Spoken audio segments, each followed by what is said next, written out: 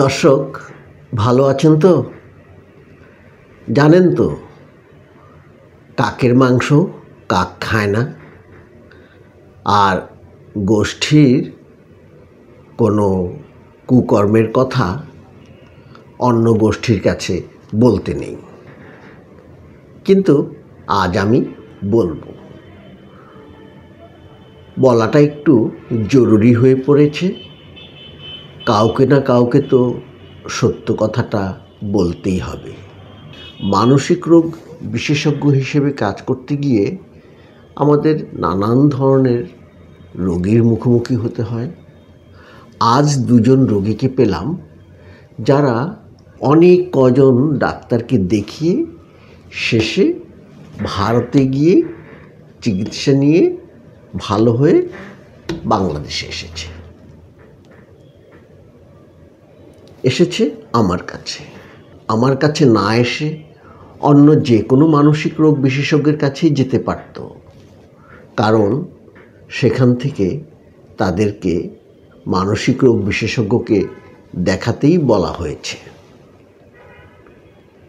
কথা হচ্ছে এই যে তারা বাংলাদেশে এক একজন 10-12 জন করে ডাক্তারকে দেখালেন, তারা কেন এই রোগীগুলোকে মানসিক রোগ বিশেষজ্ঞের কাছে পাঠালেন না? মানসিক রোগ বিশেষজ্ঞ হিসেবে আমি দেখেছি আমাদের রোগীরা প্রথমত মেডিসিন রোগ বিশেষজ্ঞ, স্নায়ু রোগ বিশেষজ্ঞ, হৃদরোগ বিশেষজ্ঞ এনাদের কাছে যান, অন্যান্য বিশেষজ্ঞের কাছেও যান এবং নানানভাবে ঘুরতে কোনোভাবে আমাদের কাছে এসে পড়েন। বলতে পারেন যে এত রোগ বিশেষজ্ঞের কাছে গিয়ে তারপর তো আপনার কাছে এলো, নিশ্চয়ই তারা পাঠিয়েছেন। দুর্ভাগ্যটা আমারই যে আমার এই প্রায় 30 বছরের প্র্যাকটিসের জীবনে খুব কম সংখ্যক রোগী কোনো ডাক্তার দিয়ে সরাসরি এসেছেন। তা রোগীরা 8-10টা ডাক্তার দেখানোর মতো করেই দেখাতে গিয়ে আমাদের কাছে চলে আসেন। কথা হচ্ছে বিষয়টা এমন কেন ঘটে? যেমন ফোবিয়া উইথ প্যানিক অ্যাটাক যেসব রোগীদের থাকে, তারা হঠাৎ করে ভয় পেয়ে যায়, বুক ধড়ফড় করতে থাকে, মনে হয় যেন এখনই মরে যাব। তারা মনে করে এটা হার্টের অসুখ। তারা দৌড়ে হৃদরোগ বিশেষজ্ঞের কাছে যান। হৃদরোগ বিশেষজ্ঞ তাকে ঔষধপত্র দিয়ে দেন, দুশ্চিন্তামুক্ত থাকতে বলেন। ঠিক আছে, আমি হৃদরোগ বিশেষজ্ঞের বদনাম করছি না। কোনো হৃদরোগ বিশেষজ্ঞের প্রতি আমার কোনো ক্ষোভ নেই, আমার কোনো রাগ নেই, কারো সাথে আমার কোনো দর কষাকষিও নেই। আমি শুধু বিষয়টা বলছি আমাদের নিজেদের জন্য।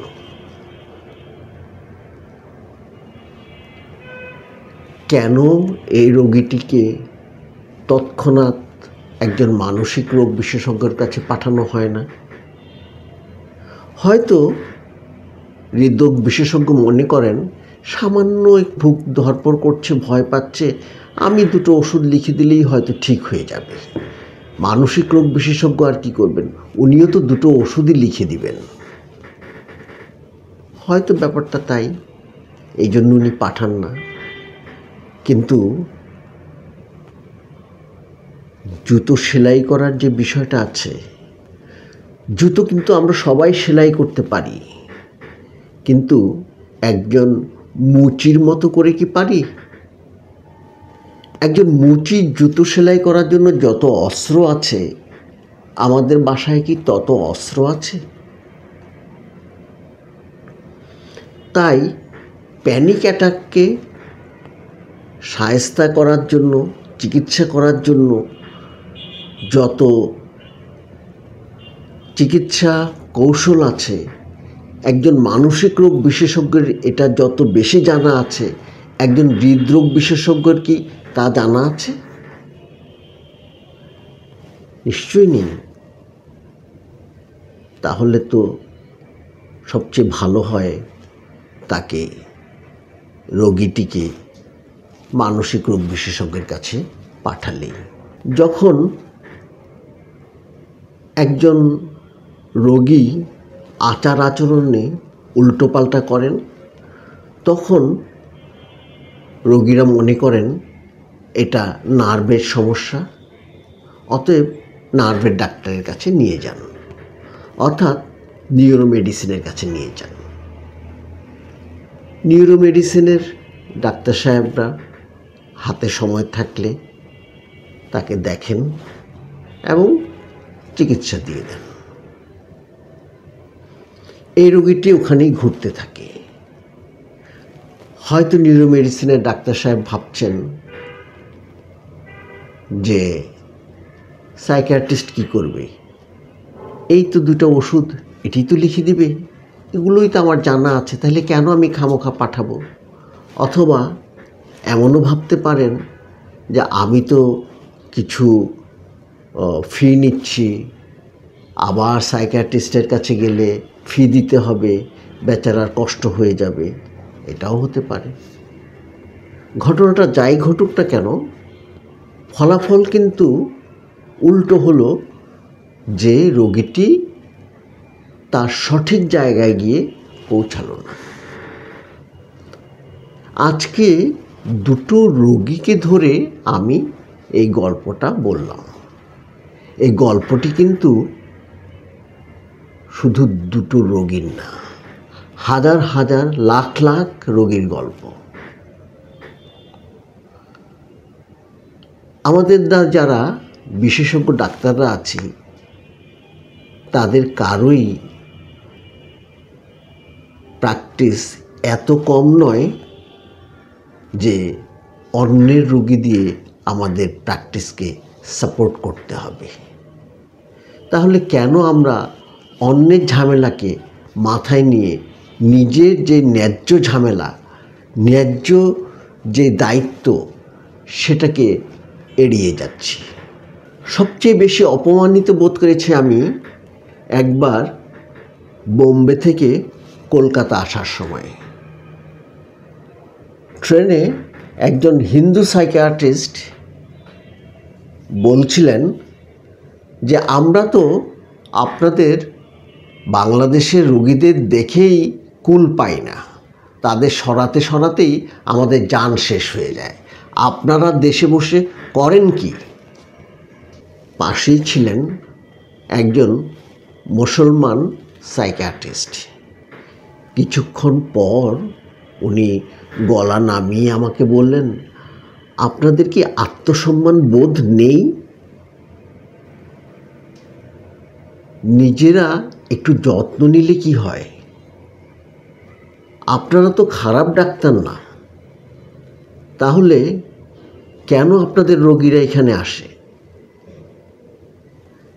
আসলে আমাদের ডাক্তাররা খুবই জ্ঞানসম্পন্ন এবং যত্নবান, কিন্তু যেটা দরকার সেটা হচ্ছে সততা। যেটা আপনার না সেটা আপনি করতে যাবেন না। যদি জানা থাকে কোথায় যেতে হবে, তাকে সেখানে পাঠিয়ে দিন।